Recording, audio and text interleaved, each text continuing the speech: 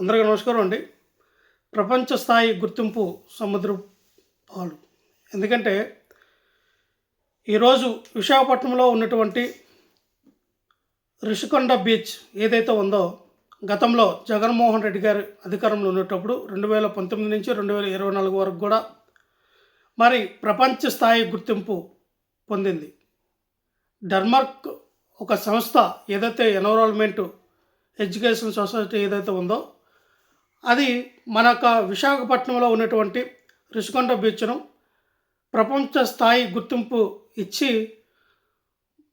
Blue flag అనేది ఇవ్వడం జరిగింది. ఈ బ్లూ ఫ్లాగ్ అనేది ఆ యొక్క బీచ్లో ఏదైతే మరి సుందరీకరణం, ఆ వాటర్ యొక్క నాణ్యత, ఆ చుట్టుపక్కల పరిశ్రమలంతా కూడా మరి పరిశుభ్రంగా ఉంచడం, మరి ఎటువంటి కూడా వ్యర్థాలు లేకుండా, మలినం లేకుండా ఉన్నటువంటి యొక్క బీచ్లకు అటువంటిది ఇస్తారు. అంటే దీని మెయింటెనెన్స్కి చాలా డబ్బులు ఖర్చు అవుతాయి.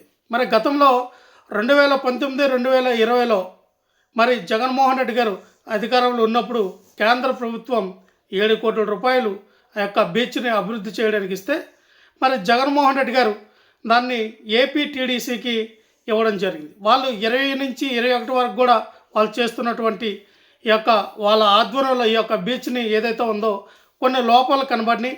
ఆ లోపాల వల్ల మరి రెన్యువల్ అవ్వడానికి ఇబ్బంది పడుతుందని జగన్మోహన్ రెడ్డి గారు ఒక ప్రైవేట్ సంస్థకి ఇస్తే, అది మరి చాలా సుందరీకరణంగా ఆ యొక్క బీచ్ని తయారు చేయడం జరిగింది. సో ఆ రకంగా జగన్మోహన్ రెడ్డి గారు ఈ యొక్క 4 సంవత్సరాలు ఆ రిషికొండ బీచ్ని సుందరీకరంగా ఉండడానికి యొక్క తగు చర్యలు తీసుకున్నారు.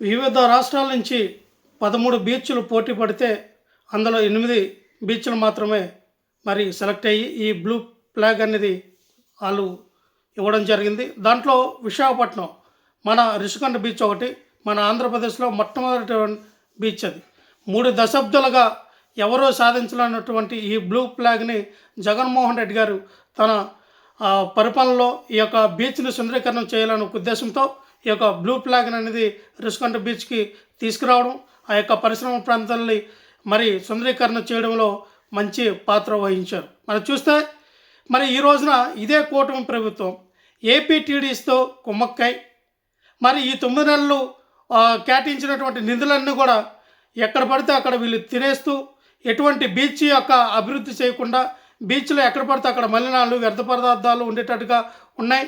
వాచ్ టవర్ లేదు, ఎల్ఈడి బల్బులు లేవు. ఎటు చూసినా ఆ యొక్క బీచ్ని మరి ప్రపంచ యాత్రికులు వచ్చి చూసే విధంగా లేకుండా తయారు చేశారు.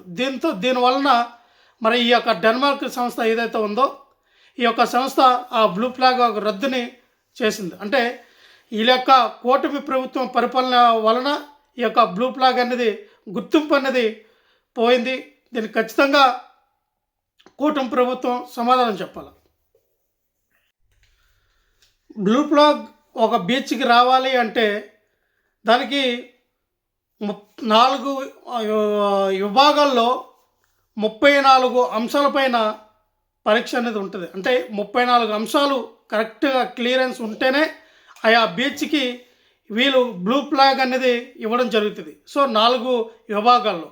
సో అటువంటి విభాగాల్లో మరి జగన్మోహన్ రెడ్డి గారు ఆ యొక్క బీచ్ని తీర్చిదిద్దారు కాబట్టి ఆ రోజున విశాఖపట్నం రిషికొండ బీచ్కి ప్రపంచ స్థాయి గుర్తింపు పొంది, మరి ప్రపంచం నుంచి వచ్చినటువంటి టూరిస్టులు ఎవరైతే ఉన్నారో వాళ్ళందరూ కూడా ఆహ్లాదకరమైనటువంటి బీచ్ తయారు చేయడంలో జగన్మోహన్ రెడ్డి గారు ఆ రోజున తీసుకున్న నిర్ణయం. మరి ఈ రోజున అటువంటివి ఏమీ లేకుండా నిబంధనలను ఎత్తేసి మరి అక్కడ సుందరీకరణ బీచ్ను కూడా అడ్డుకోలుగా మరి అక్కడ ఎటువంటి సుందరీకరణ లేదు. ఆ బీచ్ మన్నలతో చెత్త కుప్పలతో చేరుకుంది. వాచ్ టవర్ లేదు, ఎల్ఈడి బల్బులు లేవు.